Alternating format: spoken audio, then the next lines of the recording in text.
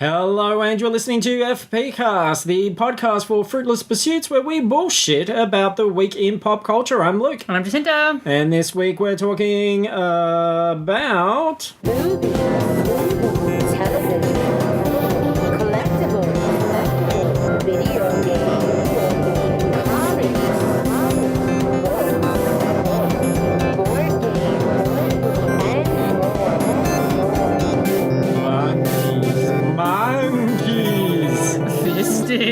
Fisting. Both of them. Not in the related. same. Yeah, not in the same film. I imagine there probably are films out there like that, but not that we have watched, or that we would admit to watching publicly. Like Monkey Fister 3? Yeah. Oh, that's one of my favourite. Yeah, no, it wasn't as solid as 2. Like, I felt like 2 really developed those characters in a satisfying way, but 3 just felt like a cash grab. Dunstan checks in, To your vagina. and fists the bellhop.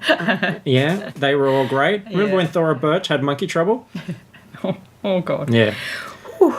Fisting trouble. What a bad start, but how great that you have recovered. This is a miracle. Back from the brink of death. The brink of death. To be on the show again. Yes. Missed you last week. Everybody on Facebook was praying for you. Yes, one pray, one like. I know Yep. Jesus was keeping an eye out on that, seeing whether or not he would turn the tables, whether there was enough popular vote Yeah. I mean, because, to overturn his decision to make you deathly ill.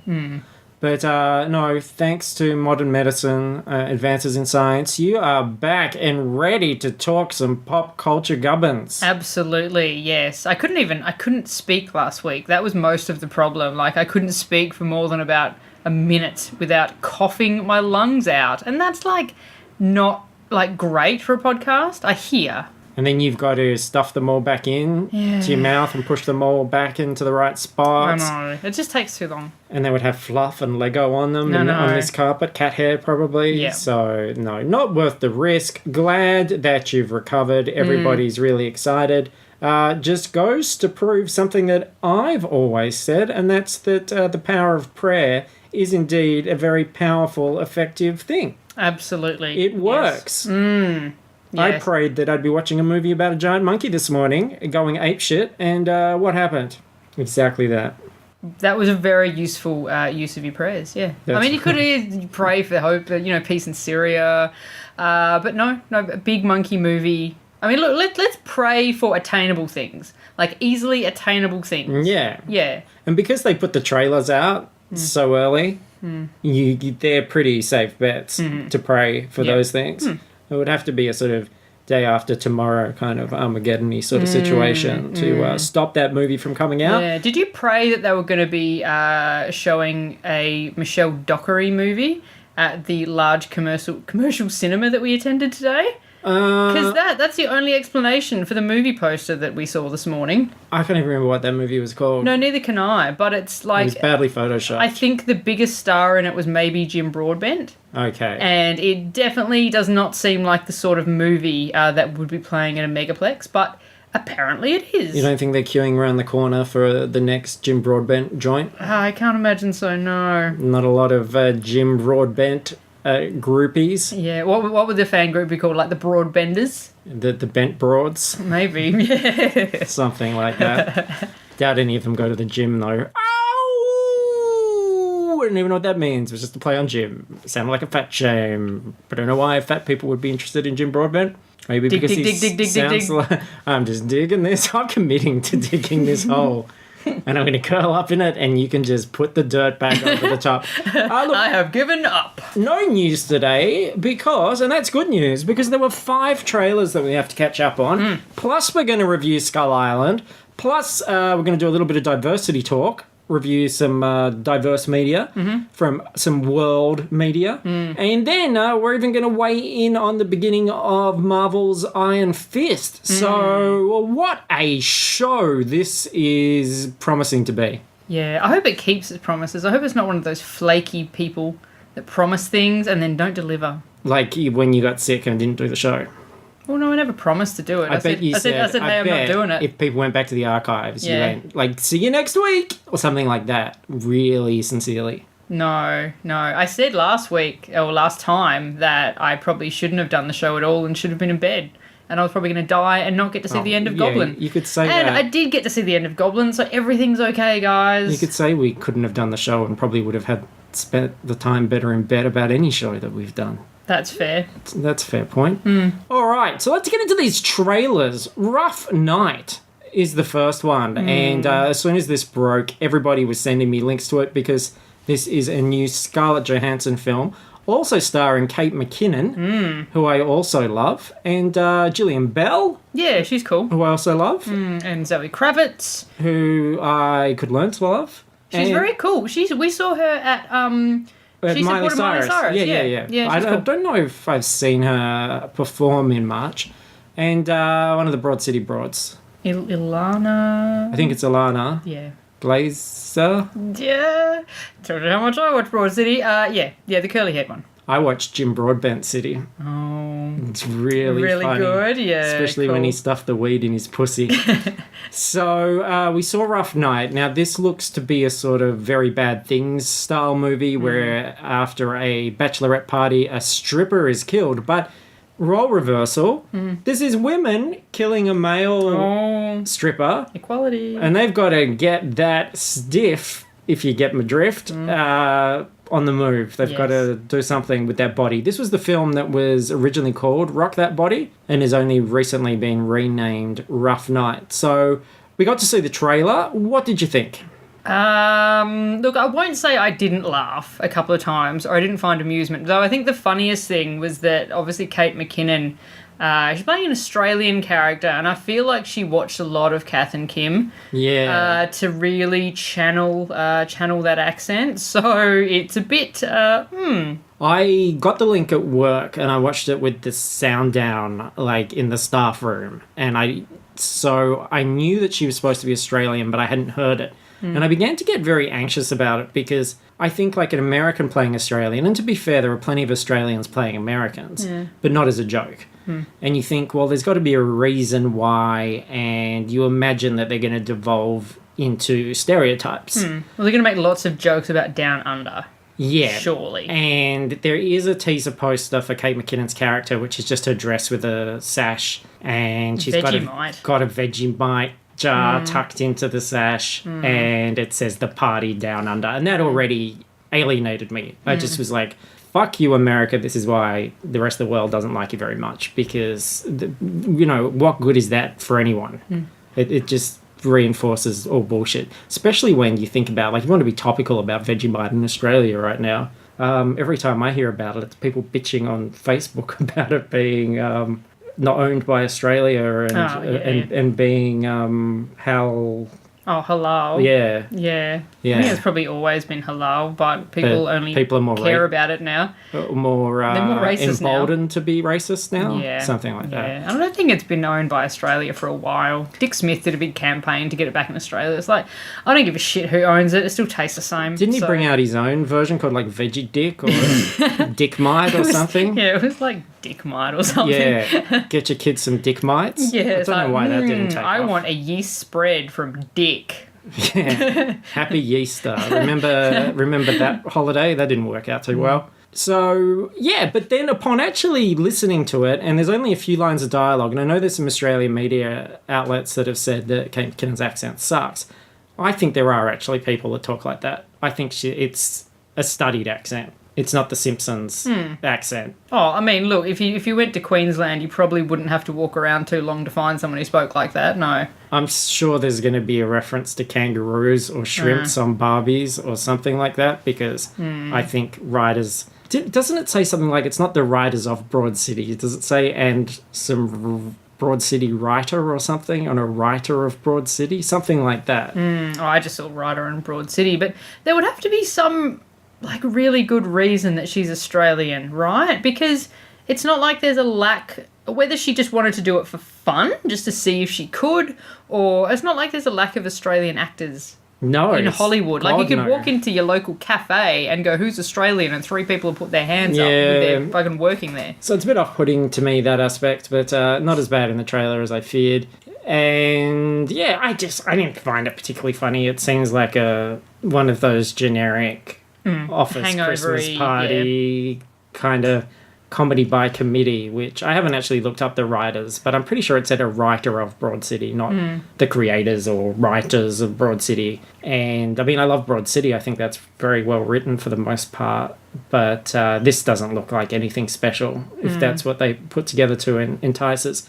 I was having a chat to a friend of the show, Paris, about it on the weekend, and there was this kind of idea of, it is really good to see women in those roles instead of men and to have that reversal, but at the same time, do you want to see women doing those movies from 10, 15 years ago, or do you want to see them moving forward and having their own exactly unique voice? A dumb movie's a dumb movie no matter what gender you've got in those lead roles. Yeah, so I don't know, but we've only seen a slither. Yeah. Although I guess on the other hand, if there's a large amount of people who would go to see an easily accessible dumb comedy like this, and then, I guess on the plus side, is it better that they are seeing women in these roles instead?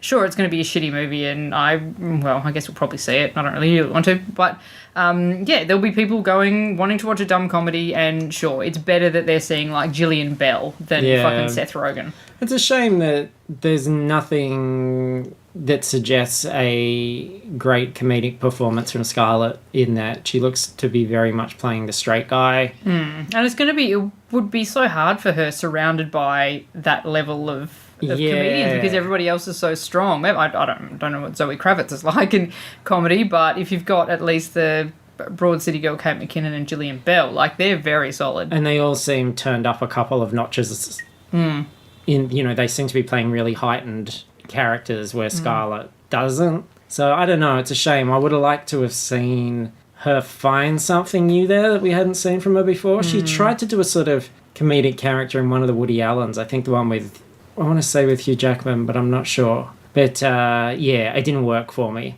So I was hoping to see her, get something a little bit different and have some more to do and not just play the kind of desirable one. But we shall see. Let's talk about Wonder Woman. So the new trailer for that, and it's been getting a lot of positive buzz. People like this trailer. I like the trailer. It's got a lot of great iconic imagery in there. Sorry, I forget that we're attached to each other by shared headphones and I keep moving around. But I want to play devil's advocate on this one a little bit. I just want to put this thought in people's head. I'm excited for Wonder Woman. I think it looks cool. I'm very keen to see it. But they're showing all this origin stuff, and I guarantee you they're going to nail that stuff. It's going to be awesome. Like, that first act, there's no way they should fuck that up.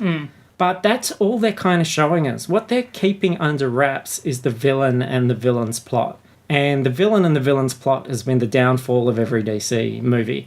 They kept it hidden for Suicide Squad with very good reason, because it was the thing that really killed that film.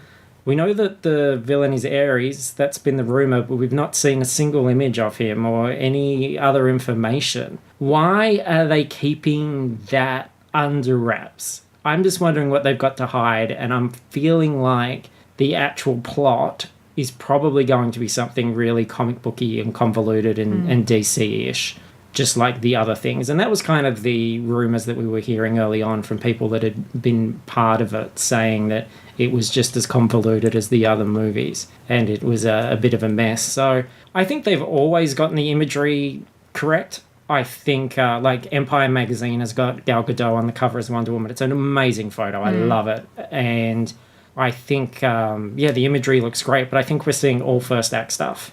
I'm only once bitten, twice shy after Suicide Squad, because I wanted to love the shit out of that. I love those trailers. I think it promises this really solid film and really interesting characters. But as soon as you know what Suicide Squad is actually about, the whole thing just starts crumbling around it. And, I'm like, what do they got to hide? Because, there could be this, we want to keep it hidden because it's going to be really great. But movies don't tend to do that, especially DC at the moment. They're desperate to get people in. If they have something great, I think they would show it. Yeah, I mean, you could argue that Marvel did that with Iron Man 3. They showed you nothing of that film, and a lot of it was that first act stuff. But Marvel's in a much stronger place than DC at the moment. They So still set up even though that film has a twist, they still set up the conflict and the villain and what the issue was going to be, even though those goalposts change at one point. But, you don't have something like Age of Ultron and them not show Ultron or talk about Ultron.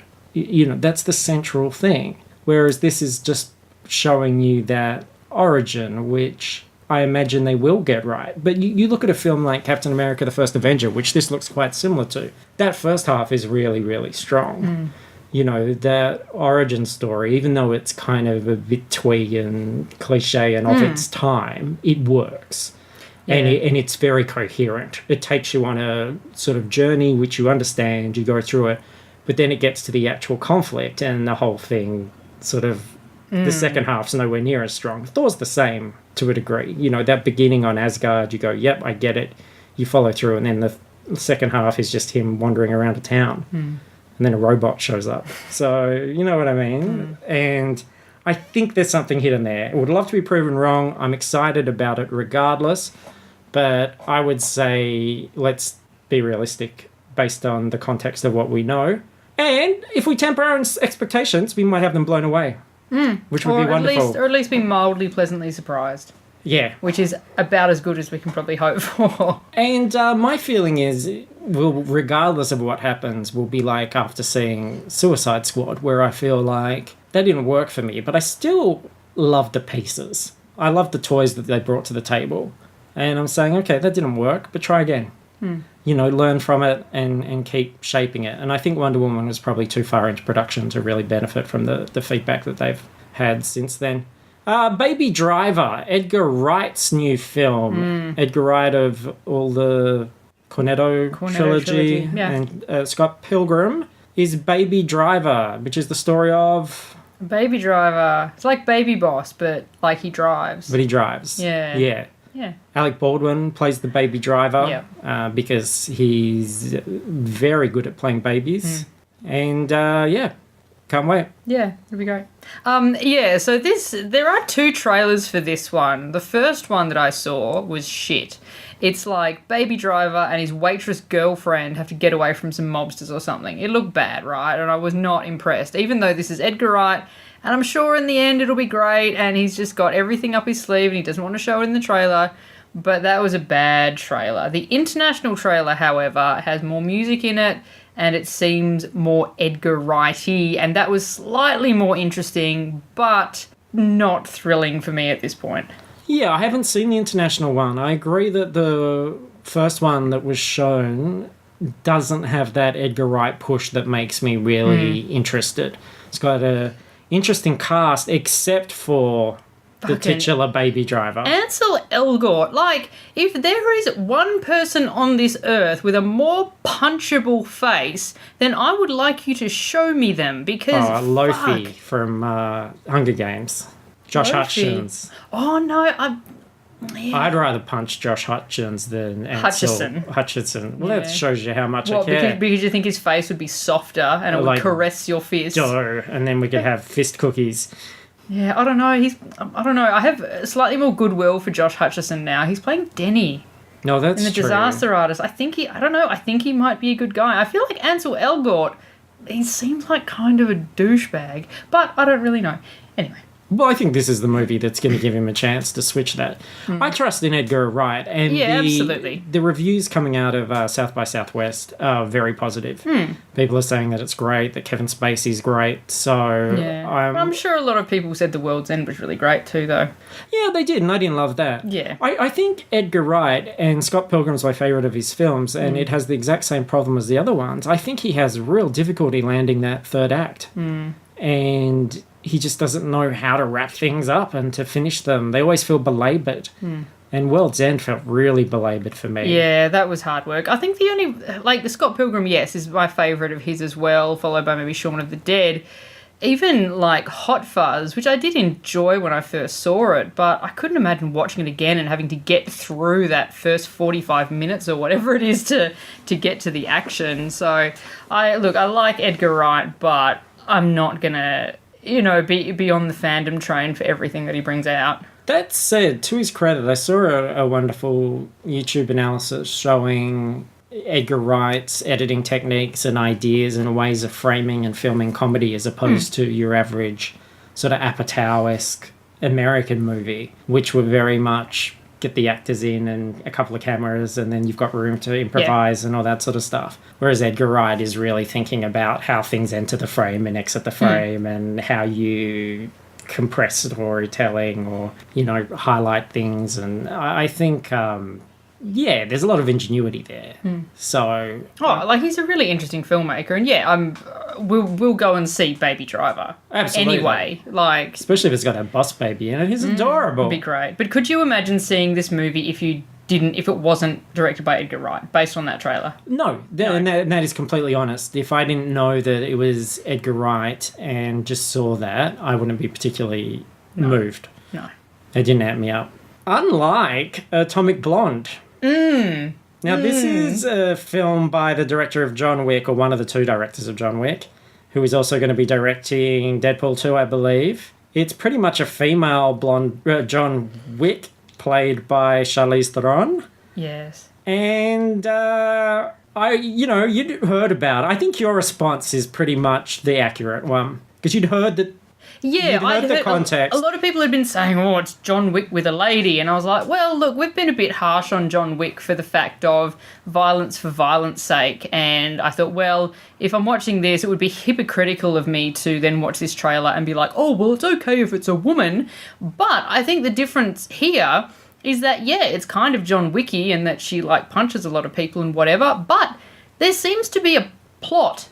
I think it's a really well cut together trailer. Oh, and it is a great trailer, and the music, having Killer Queen in there and having her bashing in someone's head to a door to that beat. And again, some of the ingenuity and also just to cut away from that violence to a very understated John Goodman or... and there's James McAvoy. And what's his face?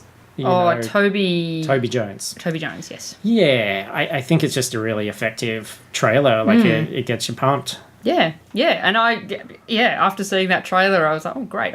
This is a movie I want to see. Compared to Baby Driver, this is a movie that I am excited to go and see.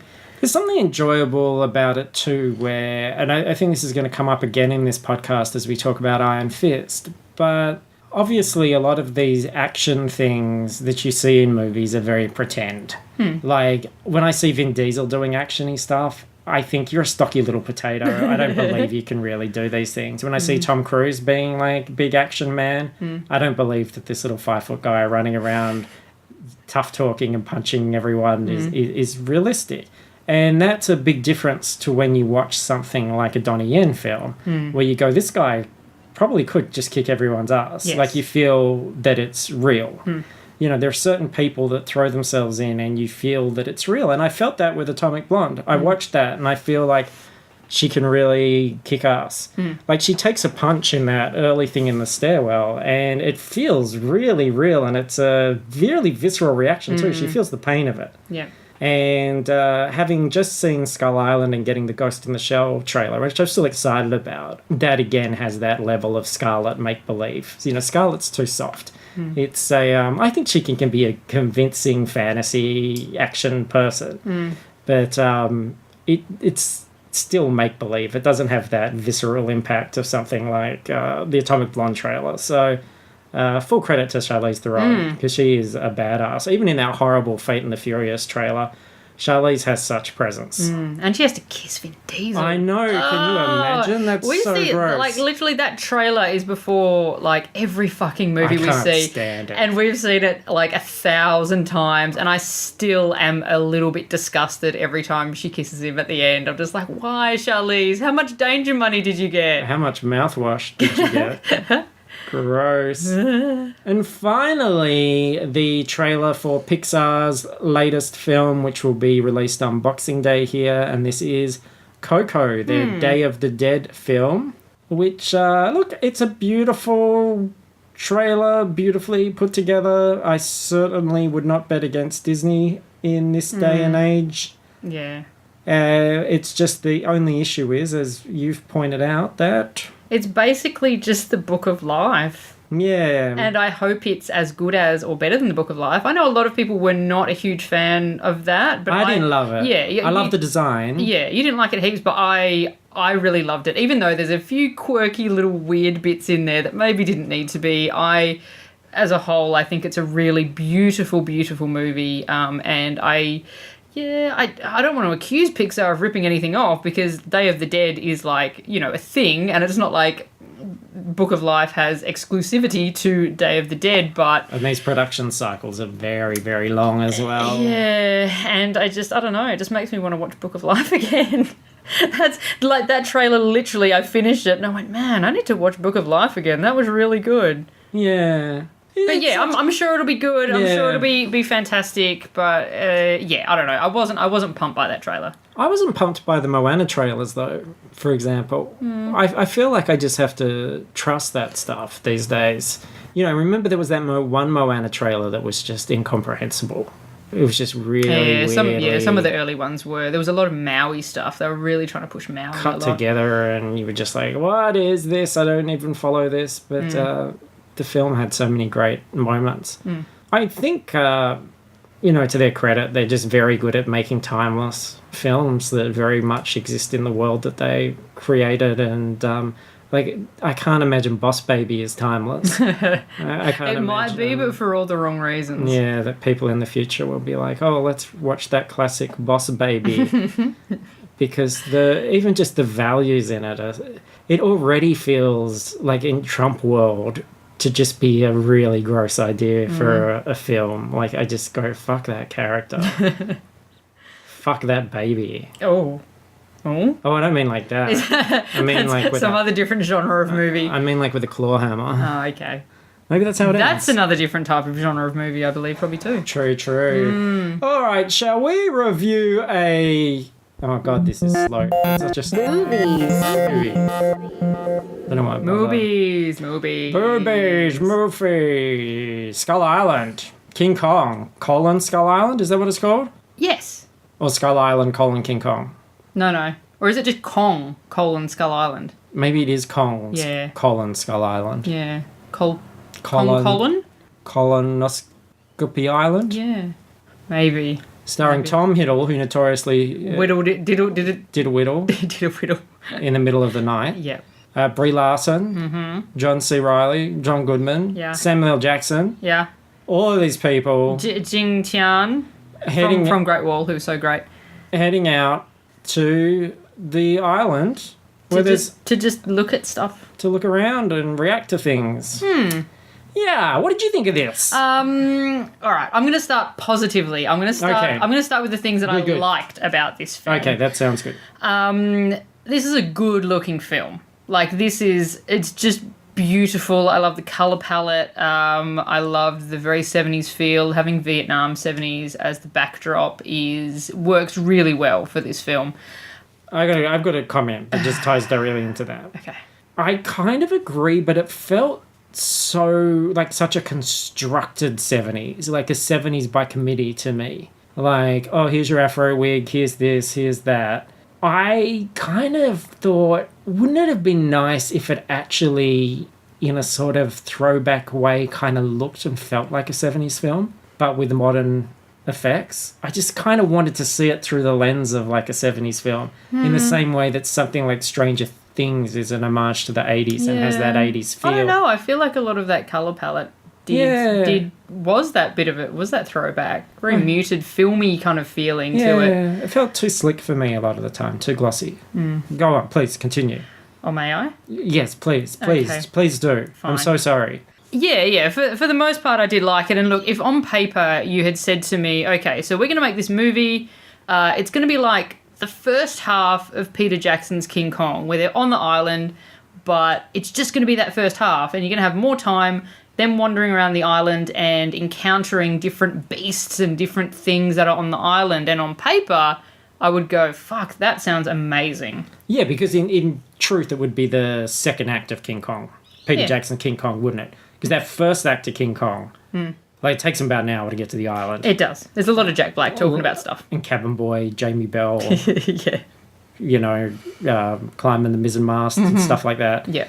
But yeah, you just go, let's just do the island. Yeah, because Let's that's not what worry people about love the island. Twas Beauty Killed the Beast, all Yeah. that stuff. Let's Yeah. just get on the island. Explore the island. Yeah, so on paper that sounds great, right? In reality, I didn't like it quite as much as I thought I was going to. And I worry that half of it is that I am a really, really big fan of Peter Jackson's Kong. Like, I love this movie. I have, like, the wettest statues from this movie in my house. Like, I really love it.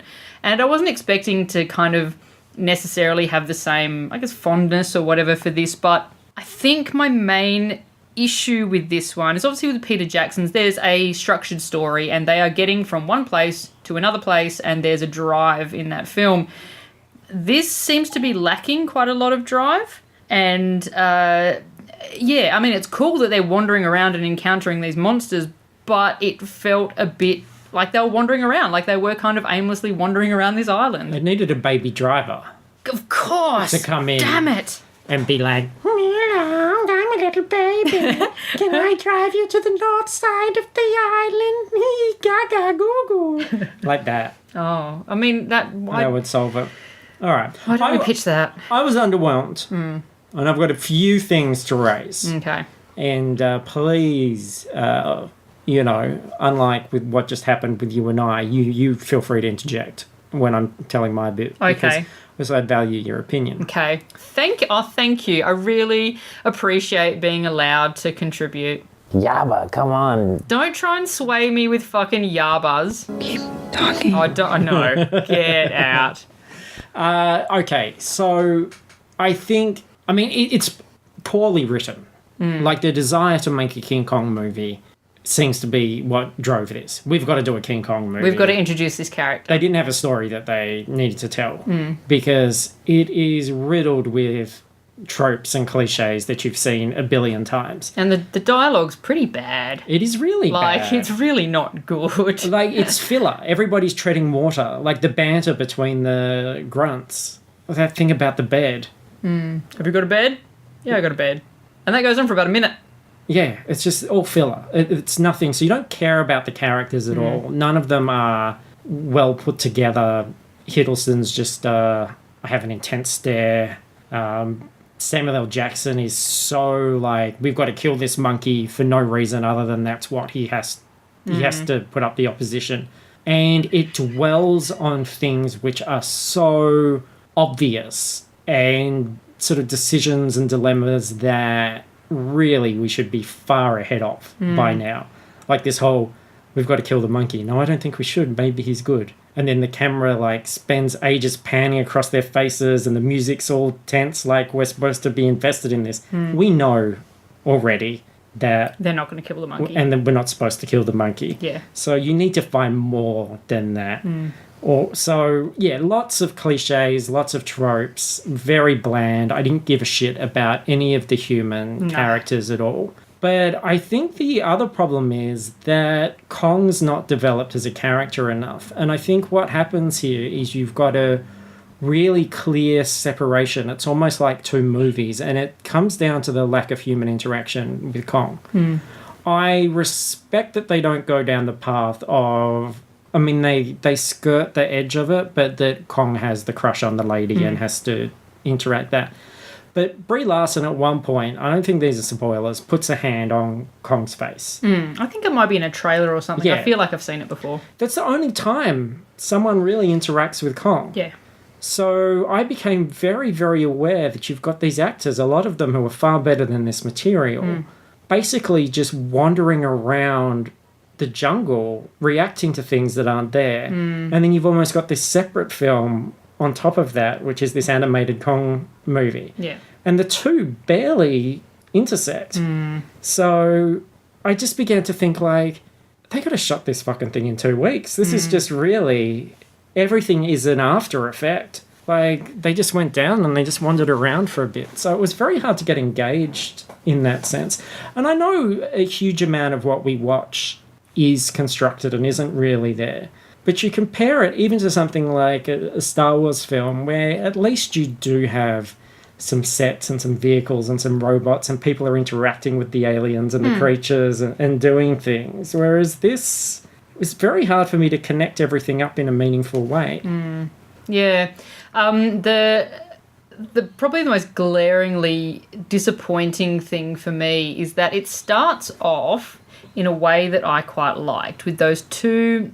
They have two downed fighter pilots who crash on the island, one American and one Japanese, okay? And imagine that movie. Imagine the movie where it's those two in the 40s and they're having to reconcile their differences, navigate this island, and interact with the locals, understand about Kong. That's a better movie already. It is, yeah. And you get about 2 seconds of that storyline. I was like, no, give me more of that storyline and less of people, good-looking people in damp, tight T-shirts. Even though I appreciated the damp, tight T-shirts, don't get me wrong, but I want the Japanese-American fighter pilot story. Do you notice when it gets to damp, tight T-shirt time, Hiddleston's nipples are poking out, but Brie Larson's aren't? Oh, because she's wearing a bra. I know, but, like, isn't that a nice table? Like, if this was made, 20 years earlier, that would be reversed. The one thing that annoyed me about Brie Larson a little bit, like, if I was going into the jungle, I would take a hair tie with me. That's all I'm saying. I think you've got to leave all that stuff behind, but the problem is that it is part of a bigger problem, and that is that everything does look so constructed. Like Hiddleston wearing the shirt with the gun holster straps, looking sort of Nathan Drakey and everything. It all looks chosen by a costume department. There's nothing that feels lived in or real about this. Even when, Samuel L. Jackson goes to talk to John Goodman and there's an ammo crate there, which he goes and sits on, which is perfectly placed for them to have this conversation and for the camera to be framed. And it doesn't feel like this is the wreckage or of a helicopter crash, wreckage, or it doesn't feel like this is a camp that's been set up. I can almost see the production assistant placing it and then moving it around, and that plagued the movie because I shouldn't be thinking about those things in a movie. Yeah, the big moment for me is when they hand over some dog tags of some fallen soldiers who are meant to have died in this fiery burning crash, and they are pristine and they are perfect, and then they have their helmets, and their helmets for people who have died in fiery crashes are very clean and very perfect. But the film's not set on any kind of rules. That's why I feel like it really was. They got these great actors. I'd love to know how long it shot for, and I'm sure that information could be Googled straight away. But, it felt like a lot of the decisions were after the fact. Even the fact that Kong is shown to, leave these giant footprints in the ground, but then he can sneak up on someone. He can just suddenly be behind you, even though you would think that leaving impact craters when you walk would make some sort of noise or some sort of ground tremor. When people do construction a block away, I feel my house move. So, I don't know. I mean, that's going 10 levels past the problem to a degree. But, yeah, you got interesting actors there. Tom Hiddleston still doesn't strike me as an action guy. Like, when he does have to suddenly be the action hero, he just doesn't nail it for me. He feels silly. I didn't mind it for most of the movie. I think he started off okay. I really liked his introduction scene in that bar.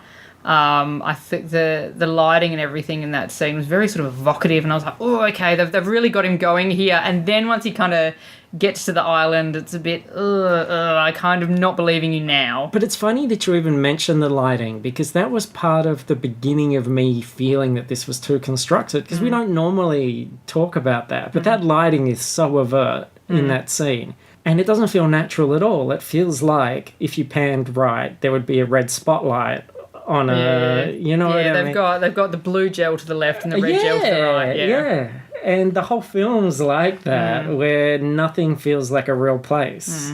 So, they're lavish sets. Like, that set of the bar is fantastic, and all the people bustling around and everything. But, the movie needs to have characters that Where you're concerned about their peril. Or you just like them and give a shit about them in the same way that even with the Marvel films, you enjoy the banter, you enjoy the camaraderie, you're actually having genuine laughs and you're enjoying watching these characters hang around before Ultron comes in. In fact, it's probably even better. You know, the fact that Age of Ultron, you're enjoying the party is almost more fun than anything with Ultron in it. Yeah. Like, just because the characters are interesting and they're funny and they're real. Yeah, I And think... this didn't have that. You at least need someone to be as Indiana Jones presence and charming motherfucker in the center of this to make this work.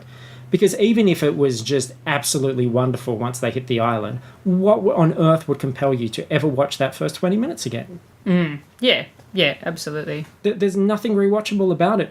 And it's a real shame because my hopes were all pinned on the fact that this was a legendary release. They did they did Godzilla, Gareth Edwards' Godzilla, which I really enjoyed. I still haven't seen it since, but I really did enjoy that. And I thought that was of a caliber that I wasn't anticipating. So I thought that this, and we'd seen similar imagery with the red sun and the silhouettes, and it had that kind of evocative nature, and I just didn't deliver it. Everything felt really hollow when you were actually watching it. Yeah, and speaking of constructed stuff, it was legendary. They've popped... obviously, there's Chinese money in this movie, so they've kind of shoehorned Tianjing into this movie, and she has nothing to do. I felt it was very, very bad for her. She just sort of appears. After the rest of her team have already been kind of introduced, she turns up and then just sort of stands in the background for the rest of the movie, and it's like, oh, Christ. Yeah, a lot of actors, you've got these great actors and they don't have anything to do. I feel pretty bad for Toby Kebbell. Yeah. And, Like, what was he even to do? and Hiddleston's almost got that Benedict problem that he has, I think, in the first act of Doctor Strange, where he's a serious actor. He really thinks about this stuff. He's trying to find something in it. And there's this level of focus and intensity that he has. Like, you know, when he's got the gun, he's got this really, he's dialed up more than everybody else. And it stands out. It looks weird. He's giving it this intensity that the rest of the film isn't meeting him at. The only person, I think, that manages to get that intensity up but not look foolish is John Goodman, which is testament to John Goodman, because he's one of those people that has been in a lot of great films, but a lot of really shitty films as well. And no matter how shitty the film, you never blame John Goodman. There's nothing where you go, oh, John Goodman was shit in that. Like, John Goodman is completely foolproof no matter what he's in. And that's why he continues to work all the time. So, yeah. And then he was wasted as well, I think. But, yeah. So, did not love it at all. I thought it was disappointing. I wouldn't completely discourage people from seeing it, though. I think there's enough interesting stuff in there that if the trailer does interest you and you like the idea of a big monkey movie where he's smashing helicopters and cracking dinosaur skulls, then yeah, you go and see it. We're not saying that it's a complete pile of shit and you should avoid it completely. Just saying that maybe we were a little bit disappointed and it maybe didn't live up to the excitement of that trailer. I think if you're not seeing a movie every week, then save yourself. I don't know. I just think you've seen it a billion times before and you've seen it done better. I think, a lot of people hated Jackson's Kong, but you can draw direct parallels to lots of different aspects of this film to that film. Whether it's like the gross insect scene to the gross insect scene in this. The Jackson one is so far superior. It is, yeah. Or the fighting the T-Rexes in the Jackson. Just the creativity in those scenes and that sort of Looney Tunes nature that happens with them swinging on the vines in the chasm and stuff compared to these characters that just sort of slap together and wrestle in this film. The T-Rex fight is incredibly satisfying in the Jackson film, and the big dinosaur fighty thing in this is just not. Plus, Jackson builds Kong as a character. He makes you have empathy for Kong. And I don't feel this does at all. No. It never finds that time to make him a real creature that we care about. And his motivations are incredibly unclear, really. Like, especially when you go into that third act. Everything he does is because the story requires him to, not because it's anything that's been established in terms of his character. He pendulums in that film from, oh, I've got to save these precious humans, to I'm going to kill all these precious humans. And it's just whatever the story needs him to do at the time. So I thought it was a bit bum. I would give it like a... I'd go 3. No, I'm not up there. I'm 2.5. Oh, okay. 2.5's my medium one. I mean, look, I could give it a 2.5, like right down the middle, but then at the same time, I would never watch it again. And I just think it's so, like, it's such a throwback, not in terms of its look and everything, but just its characters and storytelling. It feels like one of those, you know, films we dredge through from the past, and we got to be better than that now. Like, there's got to be more. Got to be more to life than this, King Kong. And there is an after credits scene which gets completely spoiled in the credits because they say the characters are property of whoever, and you're like, oh, okay, so they're the characters that are going to be in the post credits scene. Okay, great, thanks. At least fucking Guardians of the Galaxy show Howard the Duck and then go, Steve Gerber created Howard the Duck as an additional credit afterwards. Yeah. Fuckers. Okay, so my quick world cinema review is I finally got to see last year's Shin Godzilla. And I've been excited about this. It was one of the biggest films from last year that we missed that I felt like I wanted to see. I think it only showed here for like a week or 2 weeks or something tiny. And part of me was excited because I'm thinking, oh, this is Japanese Godzilla. I'm going to get to skip all the boring stuff and get to really pile on the mythology. But of course, this is a reboot. It's an origin story. So it very much is characters going, what's this thing? I think there's something attacking. Let's try and find out more about it. What are we going to do? So no Mothra or anything cool like that. It is just about Godzilla. But it's fun. I enjoyed it. I was entertained. But I was a little bit disappointed. I expected a little bit more from it. The Godzilla parts are really great. He evolves throughout it. So at the beginning, he's a Derposaurus, which I thought was funny.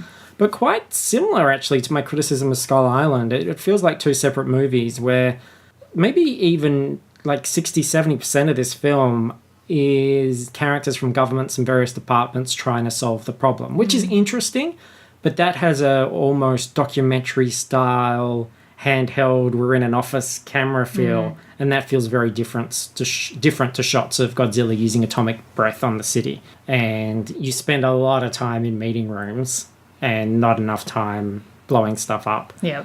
So it was good, but too many meetings to the point where they're even like, oh, we're in this room and we've just got this information. Let's all go and talk about this in the such and such room. And then they go into the such and such room and they start talking, and then someone else just goes, we've just found this. Let's all adjourn to the something else room. And then they go to a different room and you're like, hang on, like everybody's just moving from room to room to talk about these problems. So... I'm glad I saw it, and I would be very keen to see what they do next because, and maybe it's inspired me to watch some of those crazier ones which have more of that stuff, but then I feel like it would be hard to go back to lesser production values because I did enjoy the Godzilla stuff, and some of it's CGI, some of it's animatronic, and it's really quite cool. He definitely has a presence, and he's also very much the bad guy and the threat. It's not about him coming in to bash some other nondescript monster. So, and just intense. I love the acting, and I think we've talked about this before, that idea of, you know, if you're angry, if you're upset, be angry and be upset. There's not a lot of subtlety to it. Like there's a general at one point that is... And look, there is a greater subtext as well, which is basically about them wanting to drop nuclear bombs on Tokyo to destroy. And Tokyo, obviously, Japan is very sensitive about that idea and would not like to see such a thing happen, considering what they've been through. Yeah. And there's a general that, like, you know, slams his fist on the table and is almost in tears suddenly, just out of zero to tears. Yeah. And he's like, it's too much. And you're like, yeah, okay. But then you're like, well, no, this is what this dude's feeling. So, you know, let it out, buddy. Let it out, brother. You know, just because you're a general doesn't mean, doesn't make you not a human. Yeah, it's exactly You're feeling right. feelings. So, Fun, but, and very gifable. I went looking for gifs afterwards because I liked seeing the little Derposaurus run around. He was awesome. And what did you see?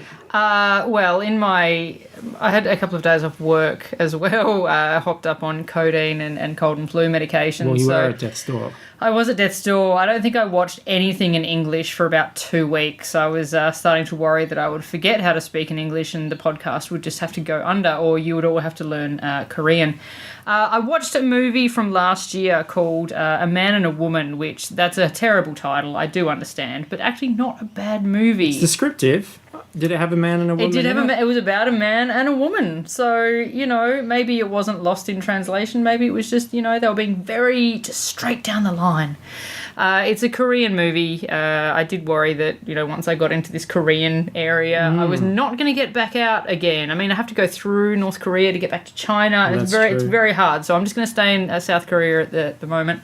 It's the story of a man and a woman who meet they're like in Finland or something. They some sort of snowy European place, and they both have special needs kids, and they're at this kind of special school or camp or something for their kids, and they meet in this foreign country, and they sort of connect and kind of have one night of passion, and then go, well, okay, look, this is this is it. This was at the time and place. We're both married, so we're gonna not worry about this again. They kind of run into each other back in Korea. Oh, can I guess? Yes. So she's pregnant, and this kid is special needs squared. So he's like a super being. No. Okay. It's not a supernatural movie. All right. And Just a guess. They stop derailing my shit, and they run into each other again, and then realize that perhaps their kind of moment of excitement and passion was something that they feel like maybe they're lacking in their normal lives, and do they want to continue? And it's all about sort of choices, and are you going to be selfish and sort of go, you know what, I need fulfillment in my life too, or do you have your duty and loyalty to your family and all of that sort of thing? And it was actually really good. I'd been watching a whole lot of K-dramas in which all the characters are complete fucking cartoon characters and just over the top and crazy, and it was really nice to see a really emotive, nicely written, nicely directed film with very good acting. I was actually really surprised to learn that I think as the writer and the director is a man, because the way this female character was written was really good, actually. I looked up his Wikipedia page, and apparently that's the thing that he's known for having very strong female characters in all his movies. So I'm very interested to see the rest of his work. But Some yeah, of us I are like very this. in tune with women and their needs, their desires. So it's not unusual. Well, is it a recent film? Last year. Last year. Okay, so 2016, and that is called Special Squared. Why do you ruin everything? So that's my superpower. Speaking of ruining everything, Oh. let's talk television. I've watched half of Netflix's Iron Fist. I've watched 2 episodes. So this is that goes Daredevil, Jessica Jones, Luke Cage, and then the final defender is Iron Fist. The Fist. The big old fister. Time to get fisted, dickheads. He's Finn Jones, Sir Loras from Game of Thrones. and he's got a yellow light up fist because he focuses his chi. And he's been to Kunlun. And that's like a mystical dimension through place. A portal. It only Through a- opens up every 15 every years 15 conveniently. years, and he came back knowing kung fu, and he's the immortal Iron Fist. And he's like a heir to the Rand fortune, and there's a building, and David Wenham, old Wenno, mate. God, Wenno. Bloody Wenno's up there in the building, and he's a bit of a baddie, and they're all tied up with all sorts of gubbins. The end. And what did you think of Iron Fist? Look, I went in with a pretty open mind. I know a lot of people were going about like racism and all that sort of stuff. I think we've all learnt a valuable lesson that we need to consume media before we critique it. Yeah. Okay? Yep. And that is important. So Don't just get onto the headlines. Yes. Like, actually find out the context of what you're complaining about. yes. So I watched Iron Fist, And I think I laughed more than I was supposed to during Iron Fist, which doesn't bode well for Iron Fist. It's a bit silly at times. It's very silly. He has the sort of wide-eyed, gormless enthusiasm of Buddy the Elf at the beginning, where he just doesn't know how the world works, even though he's lived in it for quite a bit of time before he went away. And, it's just a show that it's not terrible, but it's very bland. We talked about a lack of driver. Pull up the Baby Driver to this one, because it needs something to keep it going. Halfway through, and I don't feel any more enlightened than I was at the beginning. And there's just so many things to kind of make fun of or question or... Yeah, I think in a weird way, like I had the similar sort of problem with Luke Cage. Like that just lost my interest after about 5 episodes and I couldn't go back to it. This is shit. Like this is pretty lame. There's not a lot that really keeping me excited, but the fact that it is so lame, and I know that if I just watch that next episode, there's going to be some other stupid thing to laugh at or make fun of or something like that, which, you know, again, bodes very badly for the show, but that's kind of where I'm getting my entertainment out of it at the moment. Luke Cage is definitely stronger, in my opinion. It has a lot more style, and I think this is the problem with this. It just doesn't know what it wants to be. Like, Daredevil was so bleak, and that character is just so determined, regardless of whether he should continue to be determined or not, or what's going around. And that's a character that is just intent on barreling from A to B. And this, like, has no real momentum because you don't give a shit about the bad guys. He's, like, a bit of a dork. Have they clarified? I mean, I'm only 2 episodes in. Have they clarified why David Wenham's... Yes, okay. yeah. But it's all messy. Nothing's particularly satisfying. There aren't any big cliffhangers, and it just moves at a really slow pace. And speaking of David Wenham, when Danny Rand goes first into the Rand building and is watching that catch-up video, basically, and they had Wenno and the other guy, I thought they were supposed to be brothers because they only look about 10 years apart. But then they're like, oh no, this is this guy's dad. And I'm like, what? Who the fuck cast this? Like, who's making that decision? Oh, no, that makes sense.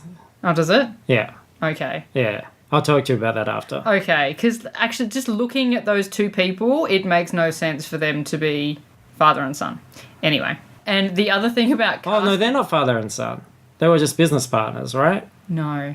He's calling him Dad. Which 2 people? David Wenham and Ward. Ward. Oh, I thought you meant the 2 people in the video, like Iron Fist, Danny's dad, and Wenno.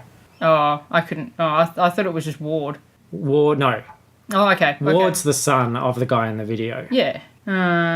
Ward is David Wenham's son. Yeah. And Danny Rand's son is the other guy in the video. Danny Rand's dad. Danny Rand's dad is the other guy in the video. All right. Yeah. I just saw a white guy with dark hair. They all look the same to me. Yeah. But no, Ward and David Wenham do not look far enough apart. Unless he was 10 when he had him. Oh, no, there is a reason for that. Okay, fine. Yeah. I'm with you. Not that I care enough to keep watching. Another thing with casting is I don't think casting an Asian person in this show would have helped it at all. Still would have been shit. Nah, and like part of it is the fact that Danny's just such a dumbass, and that you're like, Danny's like, I'm the Immortal Fist. I come from the land of make-believe. And everybody's like, yeah, as if, Danny, pull the other one, you dickhead. You know, he really is like Buddy talking about Santa and elves and candy canes. Yeah. So... His Iron Fist is fairly well regarded as being a pretty lame character anyway, right? Well, Iron Fist comes out of the 70s Bruce Lee kind of kung fu phase. Where everybody's like, yay, this is awesome. And it's Marvel's response to let's do something that's also kung fu. And let's make it like a white kid. So everyone goes, yeah, that could be me. I could be the best. But there are plenty of Asian people in the show. But in the same way that Daredevil... And I'll never forget that comment about Daredevil Season 2, where they're like, imagine it was set in Japan and the bad guys are Americans and they were all cowboys. It's a very similar Yeah. thing with the ninjas and Yeah. all that sort of nonsense. So it's hard to take particularly seriously. And Wenno is not going to be remembered in the long line of Marvel villains because, it's just fucking he's no Wenno, Wilson isn't it? Fisk. Yeah. No, that's right. Wilson Fist. Am I right? The only thing I'll say about it, and it really directionless, but I did notice that green and yellow, and we've seen no indication that he's going to be popping out his suit anytime soon, but green and yellow is all over this production. Whereas, like, Ward's sister, is it Josie or Joy? Joy. I've watched so many of these, you'd think I would know. She wears green and yellow early on, which sort of makes you subconsciously go, oh, she's friendly to him. She's a safe place. And the green and yellow lighting constantly at night, like, you're always getting that reminder of the palette of the character to the point where it's kind of distracting at times. But, I think my favourite scene was the hobo Google party in the park. Well, this is the thing. Like, Danny Rand has clearly shat his pants. He's walking around in the shittiest pair of pants. They're just covered in shit, and he just can't understand. Even though he lived for, 12 years or something in the real world with an incredibly wealthy father, just can't understand why no one will take him seriously when he's, dropped one in his Dax. He's got khaki Dax. Of course you got kicked out of the fucking place. The funny thing as well is it takes him about 4 episodes to convince someone, I'm Danny Rand. And then another character, he convinces them in 30 seconds. Just by giving them information. Oh, I know this. And they go, oh, okay, you are Danny He comes Rand. back. And I'm like, why didn't you do that at the beginning of episode 1? He comes back and the guy's like, oh my god, we have internet now. And I'm like, I'm pretty sure they had internet 15 fucking years ago, you dummy. Anyway. He talks about being a kid in the early 2000s. I'm just like, you're such a baby. Such a baby, Danny Rand. I just like him flipping over that taxi. That That was mid-conversation too. Danny Rand, just poof, off he goes. Christ. Yeah, I think that was the moment that I went, look, you know what? I think this has gone beyond a line where I think I can legitimately enjoy this show. It'd be great recut with the Full House laugh track, I think. What do you think about Finn Jones? Does he make you Danny Randy? No, he's gross.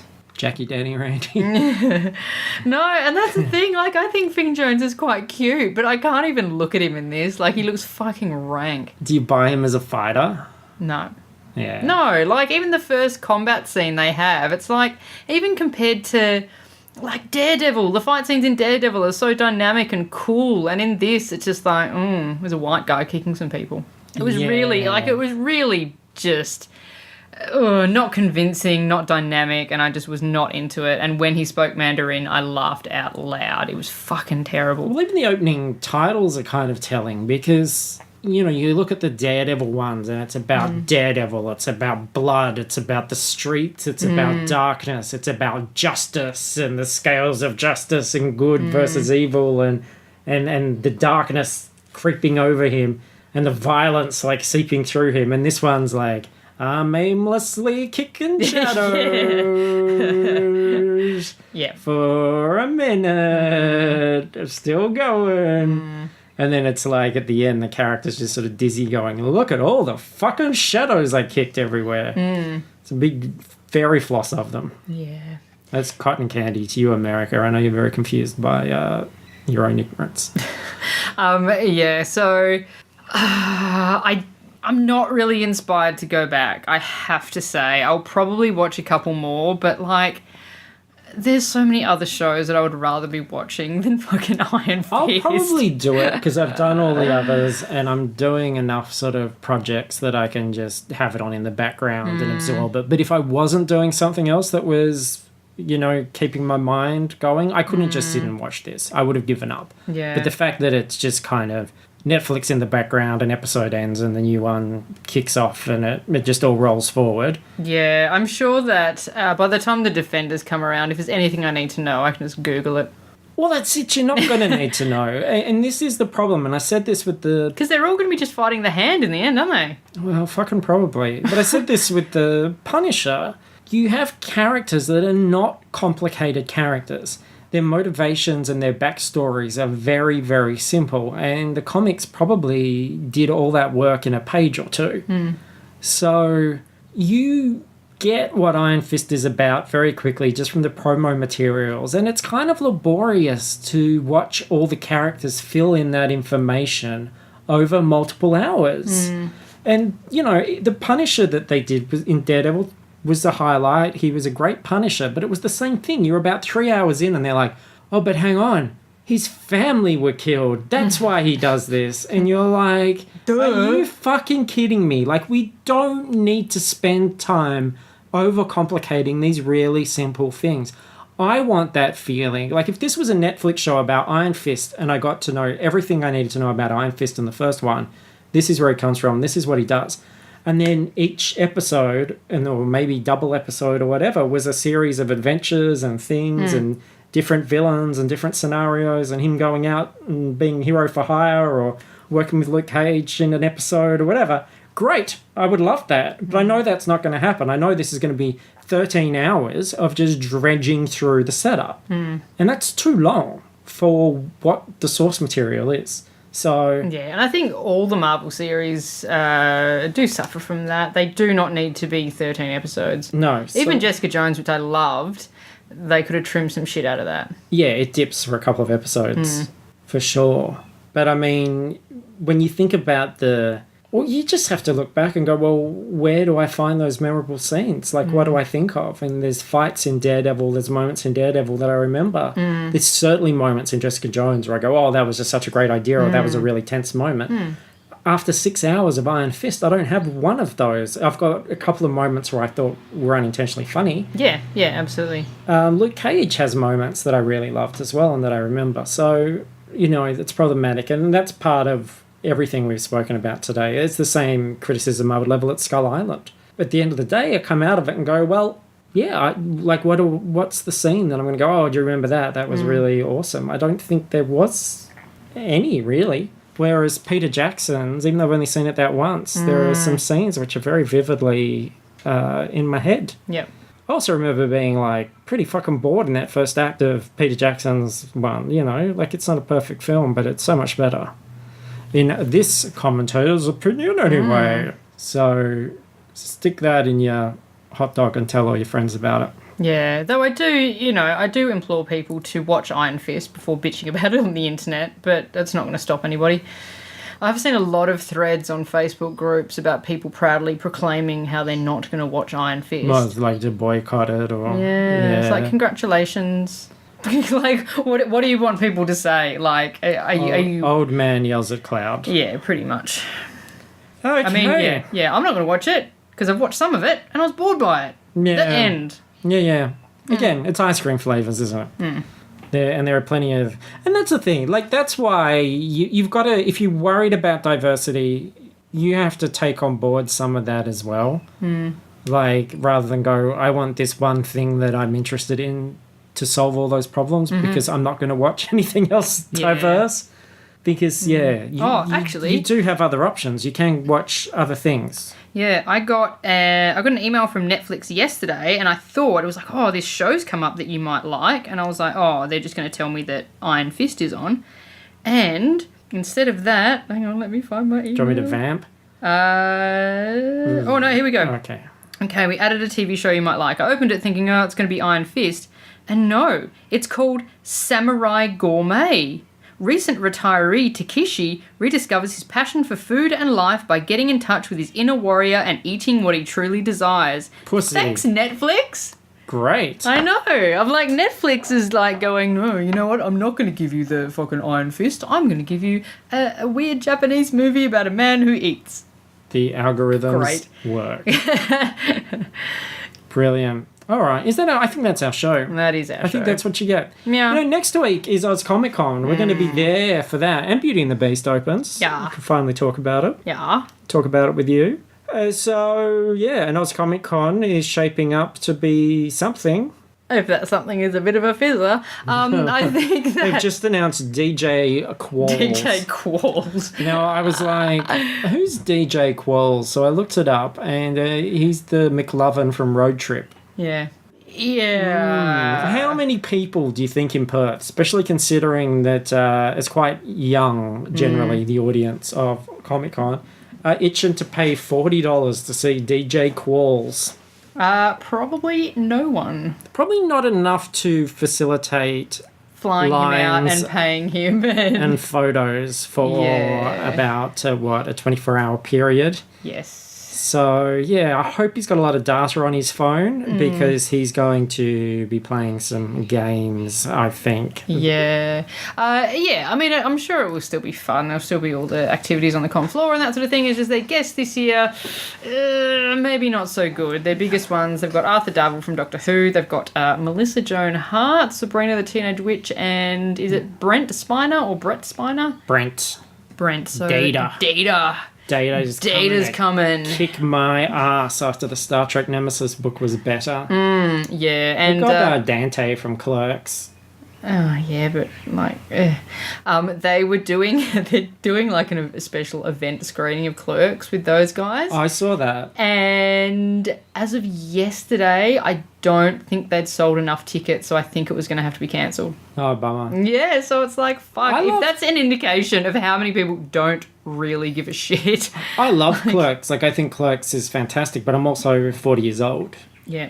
You know, I saw it at the cinema and I loved it. And there's not a lot of young people that I know that would know about it or care about it. And again, certainly not enough to pay a premium to meet people that are in a black and white indie movie from 20 odd years ago. Yeah, and Supernova are making Oz Comic Con look pretty bad in the last couple of weeks. For us, they announced we're getting Millie Bobby Brown, which, gets the current crowd, and Dean Cain for the old people like me. I'm very excited about Dean Cain. And Christopher Lloyd. Oh, and Christopher Lloyd. He has been before, though.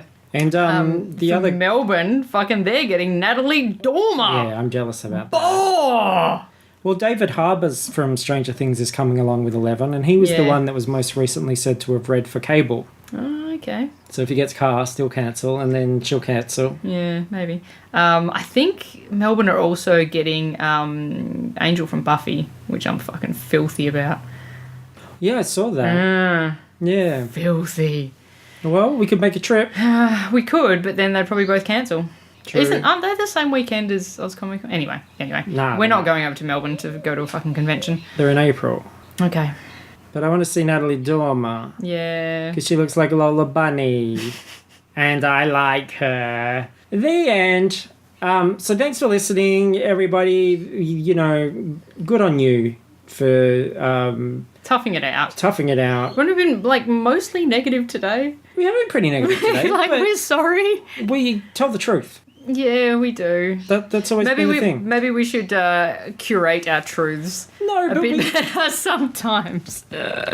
we tell the truth after doing the work. Okay.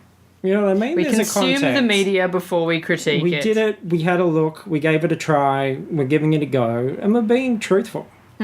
What more can you ask And I'm for? not saying like, oh my god, this is a piece of shit. I just wish I could have that 6 hours back. I'm just saying, like, Kong just ruined my fucking it's just childhood. bland. Yeah. It's just bland. You know, there's better out there, but that's the service that we provide. Now you'll be able to make informed decisions based on what you like, and whether you want to take that risk or not. Though it does infuriate me that there'll be a lot of people going to see Kong that wouldn't have spent the money to go see Great Wall, so fuck you all. Anyway. Well, yeah. Well, a Great Wall is better just in terms of the ideas it has. It has more interesting ideas. So there you go. Yeah, And no one did a piddle in the middle of the night either. exactly. So that's something. Pedro might have. I don't know. Yeah. Thanks for listening. Go to fruitlesspursuits.com to find out everything else we're doing. Special treat now that Jacinta is back from the dead. We're going to do A Book Was Better this week as well. We're going to do Ghost in the Darkness, which is not about a ghost. It's about a lion. It is. Yep. Yep. Was that Tim Roth in that as well? No, that's Heart of Darkness, I think. Isn't he in Heart of Darkness? It's Val Kilmer and who else? I don't know. Isn't it, I want to say Michael Douglas. Yeah. I went to the cinema and saw I that. did too. Just crazy what people would see before everything was a blockbuster. I was just a young girl deeply in love with Val Kilmer, so it didn't matter what he was doing. I think I saw Island of Dr. Moreau at the cinema. I did too. So look, if you want to hear that saucy story, then download that tomorrow. And Patreon, iTunes, rate, review, talk to us on our Facebook. I've just run out of steam. Fuck it, do what you want. Camelot. Camelot.